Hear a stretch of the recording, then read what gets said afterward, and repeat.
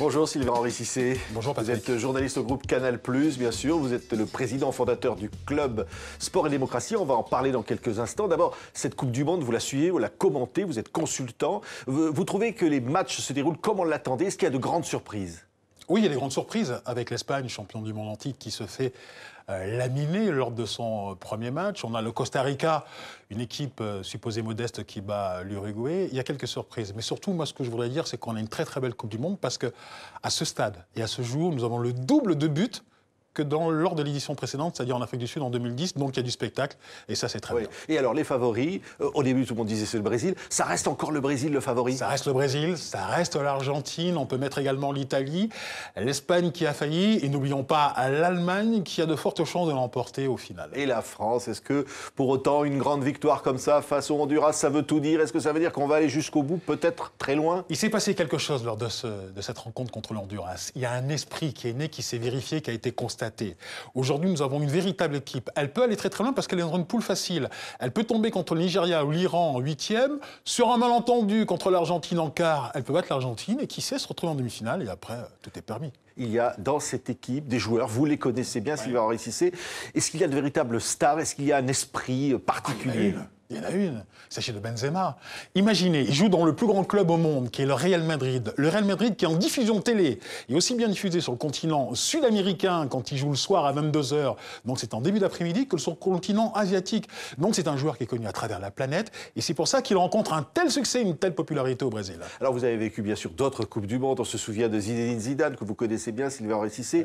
Il y a là véritablement une légende de la Coupe du Monde. Qu'est-ce qui fait qu'à un moment donné, une équipe comme ça devient légendaire, un joueur devient légendaire? Une osmose.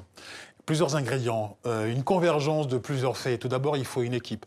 Il faut avoir un tout petit peu de chance. La chance, c'est ce qui participe à construire les champions et les grandes équipes. Il faut un moment, comme en 1998, où il y a eu une communion avec un public. Et ça, on a pu le constater, vous savez quoi? Lorsque l'équipe de France a battu l'Ukraine lors des qualifications. Moi, j'étais dans le Stade de France à ce moment-là. Et vous savez, dans l'air, on sent qu'il se passe quelque chose au début de la rencontre et il s'est passé quelque chose lors du match. Et là, l'équipe de France est née, c'est celle que l'on voit aujourd'hui au Brésil. Oui, alors il y a eu des contestations sur l'arbitrage, des pénaltys qui n'y étaient pas, et puis il y a l'arbitrage vidéo. Il y a un certain nombre de nouveautés dans cette Coupe du Monde. Hein. Ben, il y en a une très importante. Il s'agit en fait, c'est une sorte de semi-arbitrage vidéo, c'est-à-dire la modélisation du ballon en virtuel pour savoir s'il est rentré. On a vu ça lors notamment du match contre le Honduras. Ça, c'est une première nouveauté, avec notamment l'arbitre qui a une montre qui lui indique si l'arbitre est rentré ou pas. Vraiment, c'est une bonne chose. C'est une excellente chose parce que moi j'appelle en fait l'avènement de la vidéo. Oui. Il faut arrêter avec le fameux romantisme qui voudrait... Ça ne tue pas, oui, ce fameux romantisme-là. Vous avez vu France-Honduras, en quelques secondes, l'arbitre a pris la décision d'accorder ou de ne pas accorder le but. Donc il faut arrêter. C'est en fait les victimaires qui se plaignent d'un certain romantisme qu'il faut arrêter de mettre en place parce qu'il y a deux sortes de football. Le football des amateurs et le football des professionnels. Il est tellement important aujourd'hui, ce football des professionnels, qu'il faut absolument minimiser le nombre d'erreurs. Oui, alors Sylvain Henri Cissé, je le disais, vous présidez le club Sport et Démocratie. Vous interpellez avec ce club les hommes politiques, vous interpellez les décideurs. Vous leur dites quoi finalement? Il y a la Coupe du Monde, il y a le grand spectacle, il y a les milliards qui sont dépensés. Et puis derrière, il y a aussi, comme vous le disiez, le sport amateur qui fait vivre beaucoup de monde en France ou ailleurs et qu'il ne faut pas oublier. C'est marrant parce que vous avez fait une erreur là. Vous avez amalgamé les deux formes de sport. Il y a le sport amateur, il y a le sport loisir, c'est une chose. Vous le faites, vous le pratiquez. Et ensuite, nous avons le sport loisir qui est un sport business, qui est un sport spectacle. Aujourd'hui, le spectacle sportif est un business, est un spectacle. Et on fait une erreur de vouloir absolument juste apposer les deux, les mettre sur le même plan. Il faut les séparer. Et nous, ce que nous prenons à Sport et Démocratie, que je préside depuis un an, avec des gens que vous connaissez, tels que Pape Diouf, tels que Serge Chimon, c'est d'une part l'on puisse favoriser l'émergence du sport loisir, du sport amateur, du sport santé, et surtout que l'on montre aujourd'hui l'impact économique du sport professionnel qui est très très important en France et à travers le monde. Ça représente quoi véritablement le sport au plan économique tout simplement? Je vous parle en termes de croissance. Aujourd'hui, le sport en France, en termes de croissance, c'est 3 à 5% de croissance annuelle. Et c'est ce que l'on observe dans la plupart des pays développés. Aujourd'hui, il y a une véritable réalité économique autour du sport business. Il suffit de regarder les championnats américains, la finale du Super Bowl, la manière dont le basket américain, dont le baseball se développe, la manière dont le football se développe à travers le monde, le poids économique du football. Cette réalité économique, elle n'a strictement rien à voir avec le sport amateur. Et alors, est-ce que c'est un poids social, puisque vous vous appelez sport et démocratie? Quel est l'impact du sport, finalement, sur la société, sur la démocratie? Énorme. Oh, il faudrait 3 heures, mais on va faire très très court. On prend le Brésil aujourd'hui, on se rend compte que pendant cette Coupe du Monde, il y a des manifestations sociales. Le point de départ de ces manifestations sociales, ce n'est pas l'organisation de la Coupe du Monde, c'est l'augmentation du prix du billet de bus qui a tout déclenché.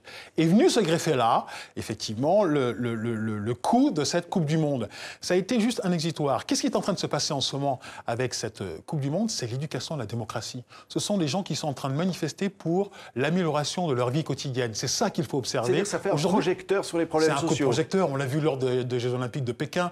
On le voit aujourd'hui lors des championnats du monde de la Coupe du Monde de football au Brésil, et peut-être lors des Jeux Olympiques de Rio en 2016. Ah oui, alors vous interpellez, je le disais, les hommes politiques, vous les recevez, les leaders des grands partis, et vous leur dites quoi? Vous leur dites, regardez la réalité. Améliorer la société par et pour le sport. Le sport aujourd'hui est un fait indéniable. Je vous prends juste un petit exemple en ce qui concerne la France. Si demain, toutes les personnes qui sont concernées directement ou indirectement par le sport décident de s'arrêter, c'est la moitié de la France qui s'arrête. C'est tout simplement les gens qui sont sur le terrain, ceux qui vont travailler pour la performance sportive, ce sont les mamans qui vont faire les sandwichs pour accompagner les enfants. C'est toutes les personnes qui ont le sport, c'est la moitié de la France. C'est aussi un moyen de paix sociale. C'est utilisé aussi, on voit bien les hommes politiques se présenter devant les joueurs pour faire la photo. C'est quand ça marche. C'est quand ça marche qu'ils se présentent devant les joueurs, où ils vont voir les équipes, quand ça fonctionne, quand elles ne perdent pas. Et vous le constatez avec l'équipe de France de football. Nous avons eu une ASNA, l'Afrique du Sud, cette catastrophe où les joueurs n'ont pas voulu descendre du bus. Vous avez remarqué pour cette Coupe du Monde, la 2014, nous avons peu d'hommes politiques qui sont allés voir les joueurs. Ils se sont dit, on va voir ce que ça va donner. Et là, comme le Honduras a permis à la France de briller, ils commencent à se rapprocher de l'équipe de France. Et vous allez voir que si jamais cette équipe de France est en quart de finale ou en demi-finale, ils seront tous autour de l'équipe de France. Oui, mais là, au-delà de cela, alors, ça va servir à quoi? Pour les jeunes, pour tous ceux qui veulent pratiquer du sport, dans les banlieues, pour tous les gosses défavorisés qui ont besoin du sport? Alors, les gosses qui sont dans les quartiers défavorisés, ou dans les quartiers favorisés, peu importe, il faut pas mélanger, il faut les mélanger, quartiers favorisés ou quartiers défavorisés, ils ont besoin du sport. Eux, ce qu'ils veulent, d'une part, c'est avoir du plaisir à regarder les rencontres, et ensuite avoir du plaisir à pratiquer le sport. C'est pour ça que je vous dis qu'il ne faut pas mélanger les deux sports dont nous parlons aujourd'hui. Oui, Sylvain-Henri Cissé, vous y croyez véritablement? Le sport, c'est ça qui va sauver la démocratie quelque part? Sauver la démocratie, non, ce sera un bien grand mot. Non, participer à l'éducation de tous les citoyens. C'est-à-dire qu'à travers le sport, on peut construire, vertébrer des hommes et des femmes, et ça, c'est important. Merci Sylvain-Henri Cissé d'avoir été notre invité aujourd'hui. On continue de suivre avec vous, grâce à vous, la Coupe du Monde de foot. Merci. Merci.